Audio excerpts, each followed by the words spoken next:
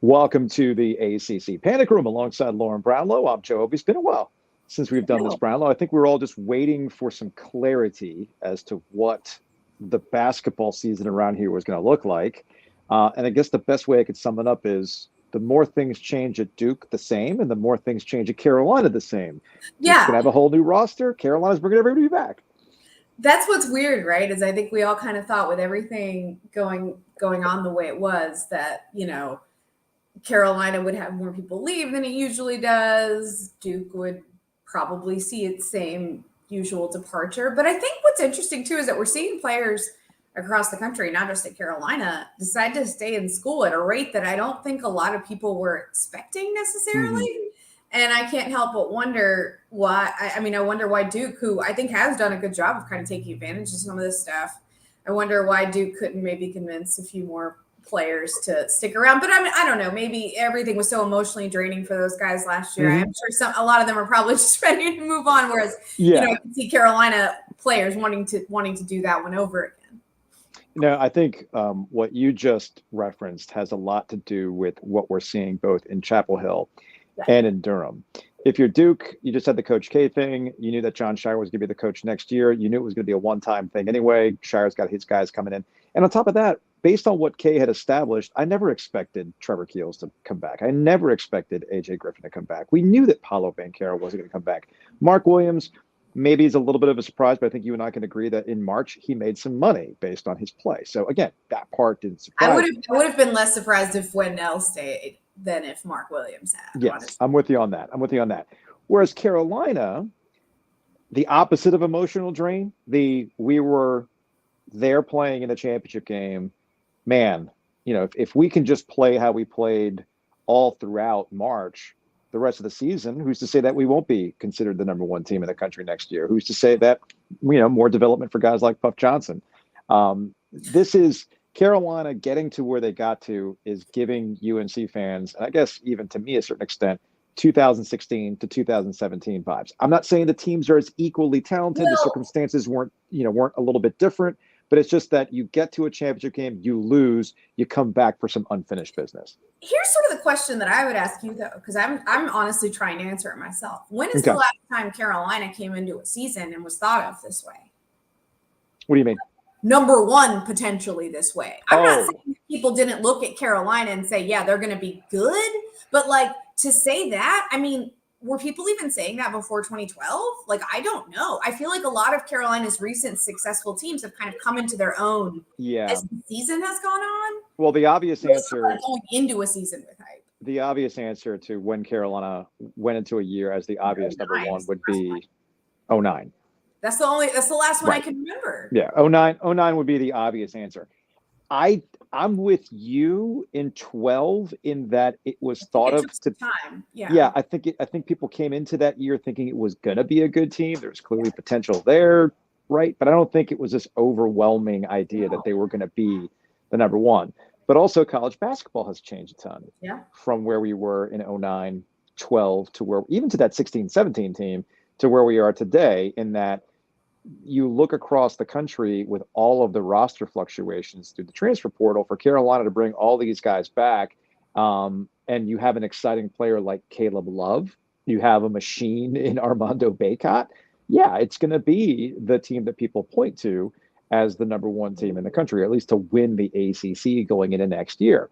To me, that's not nothing for them in terms of their program. Because I think that while obviously you want to be in the conversation every year, and they usually have been, they haven't gone into a season with juggernaut status necessarily.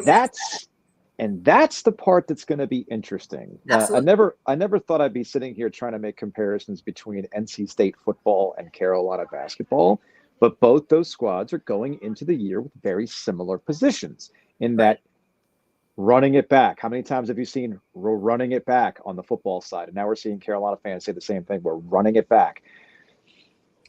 It's one thing to go under the radar. It's one thing to surprise people. You can have your own expectations, right? Like at NC State for football, I think it's been about the unfinished business that I think goes all the way back to 2020, bleeding into 2021 and what they want to do this upcoming season. But I do think that with Carolina, this is going to be Hubert's biggest obstacle is you're no longer the house money team. Because how often do we see that term Oh, for with sure. Carolina this year? Oh, it's house money. It doesn't matter what happens. They've exceeded expectations. Oh man, you beat Duke. You ended K's career.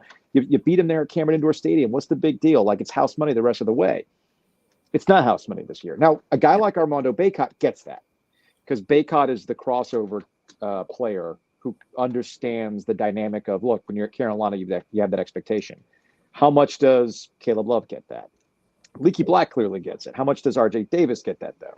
And how is Hubert going to get through this team that it's not a house money year for you? It's an actual year with Carolina level expectations.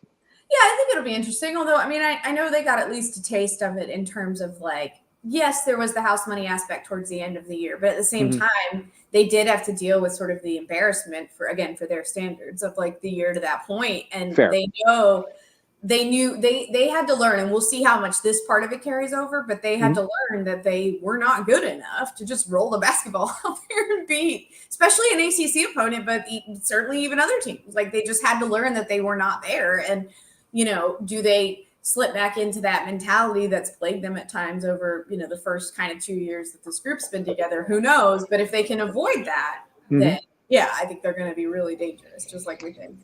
Meanwhile, over at NC State, Kevin Keatts has made some moves on the coaching side of things, including bringing on Levi Watkins. That has paid off with two transfer players that, as Gilio, who's literally sitting right over, probably going to nod along, is like, oh, you're not really taking a flyer on a guy. You actually are getting some guys who can score, like Jack Clark and why am I blanking on the other guy? Jarkel Joyner. Thank you, Joe. I think each guy averaged anywhere between 12 to 13 points a game. They're proving guys that are coming to NC State. I mean, I still understand that there's a lot of people who are out on Kevin Keatts. However, if we're just judging it based on what he was tasked to do, yeah, the transfer portal can work in your favor too. There are some unknowns with Jaquavion Smith or Darian Sebron. The deadline to enter early for the NBA draft was this past weekend, but they have until June 1st to figure out what they want to do. Right. Yeah, I mean, you just never know. And I don't want my only like solace that I give State fans to be, law of averages. I don't. It's going to work out for you at some point. Or right? like, it was so bad last year. How can it get worse? That's not. It can't get any worse, right? That's just saying like, yeah, it should be better. Like that's not anything. No. That's not anything tangible. But I mean, we've both talked about it. Obviously, Kevin Keatts knows what's happening next year. He knows what the deal is. Either it works or it doesn't. And I don't think you're going to be in this weird middle zone where you're not sure. I think it'll be pretty clear one way or the other. So just sit back and let it happen. I mean, I know you can't do anything about it either way. You can be mad about it or not. As a Panthers fan, it's not like I can blame anybody for being mad about it. No, I can't blame anybody. That you feel is lame duck, but which is why, look, in New Orleans, I didn't just do stuff for the mojo related to Carolina and Duke. Okay. When we were there for the Final Four, I went into one of these witcheries to get some things. But I also picked up something for NC State. Just saying. I got this curse reverse candle. Okay. So we got a curse reverse candle. I got some other things too. Gilio recently picked up. I'll be right back. Gilio picked up some bottles, some vintage bottles. nice. Championships. We got an 81 Clemson championship bottle and a 1983 Wolfpack championship basketball bottle. I believe what we're going to do is we're going to light this candle. We're going to have a little something around Carter Finley PNC Arena. We're going to pour the Clemson out, and then we're going to bury this one too. And we're going to light the candle, some incense, some other things. And I think it'll be fine. No? I mean, listen. Hey, what's the worst that can happen? What's it going to get worse for State? What's the worst that could happen? What's the worst that can happen? When talking about invoking spirits in some way. What could possibly go wrong? What are they going to do? Not have their opponent not participate in a bowl game? Be sent home from a College World Series? What could happen? Why do you always ask what could happen? I've even stopped asking that. Fair point. That's going to wrap it up for this edition of the ACC Panic Room. We'll see you all next week when we have some draft coverage to talk about. Kenny Pickett will clearly be the Panthers quarterback next week. We'll see where Sam Hart. Tell me I'm wrong. Tell me I'm wrong. I think they're likelier to take Willis than him, but whatever. Kenny Pickett is so going to be in a Panthers uniform. David Tepper